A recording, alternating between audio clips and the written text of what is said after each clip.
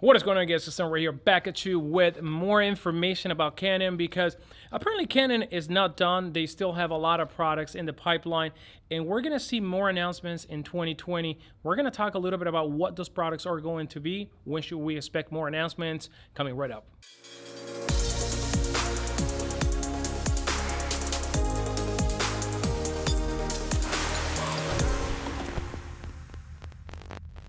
And welcome back to the channel, guys. It's right here. And if you're new to this place, I'm a photographer from Miami, Florida. I do gear reviews, tutorials, behind the scene, and I've been covering a lot of rumors. So if you like this type of content, hit the subscribe button and also enable those notifications for more content like this one.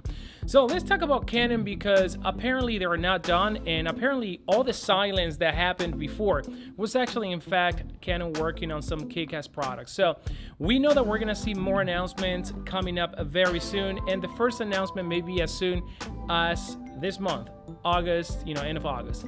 Also, we're gonna see announcements around mid next month.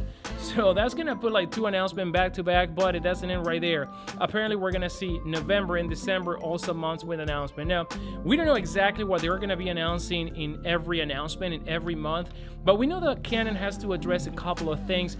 Now, what exactly they're gonna be announcing, we don't know, but we know that Canon has some new products coming up in the pipeline, and also they have a lot of announcements to make some amendments to some of the products that they've released, like the Canon EOS R5 and the Canon EOS R6. So now the first thing that I assume that we're gonna see this month is probably a firmware update to address some of the issues that people are having with the Canon EOS R5, especially the overheating issues, which we actually cover a video about that one.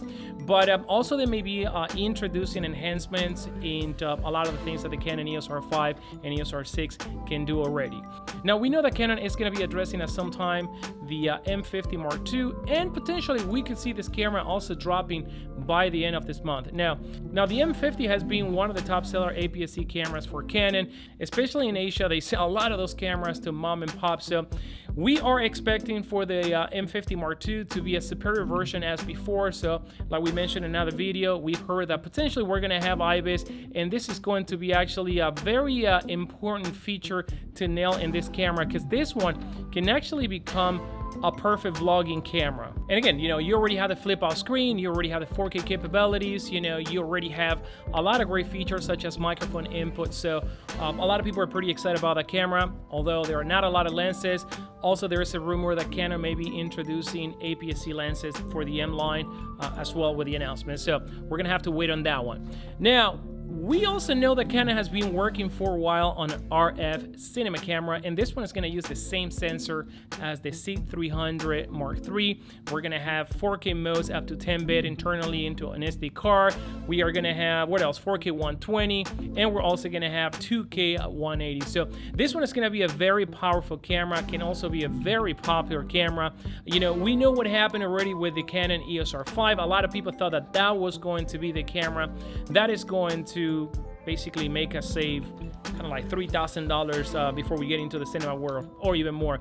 So probably this camera is going to be the right answer for all those folks that were expecting something much more affordable from Canon, actually with all the bells and whistles, because you can get actually cheaper cinema cameras from Canon, but something with the latest technology, knowing that we're going to have dual pixel autofocus version 2.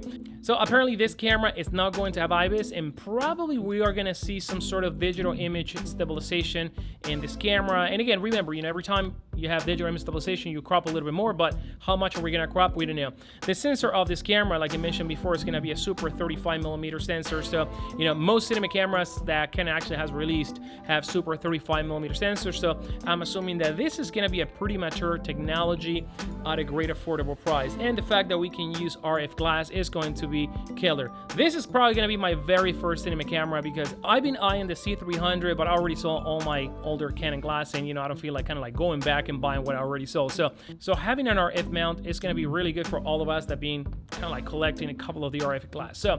So we know that Canon also has a much more affordable line like the TI line, and also we may see a G7X type of camera coming up, the newer version. So again, a lot of things coming out from Canon, and I think that one of the things that people want to see right off the bat is going to be the address of the overheating of the R5. So we're going to be busy all the way throughout the end of the year, and a lot of people want to hear from Canon, address the overheating issues with the Canon EOS R5. I think that if they concentrate on that being the very first thing that they're going to tackle in before releasing more gear. A lot of people are going to appreciate that, and some of the pissed off people may still consider Canon. So guys, this is going to wrap it up for today. Hope you enjoyed this video. Should you have any comments and questions, make sure to drop them down below, and always subscribe to this channel for more video like this one. Well then, see you next video.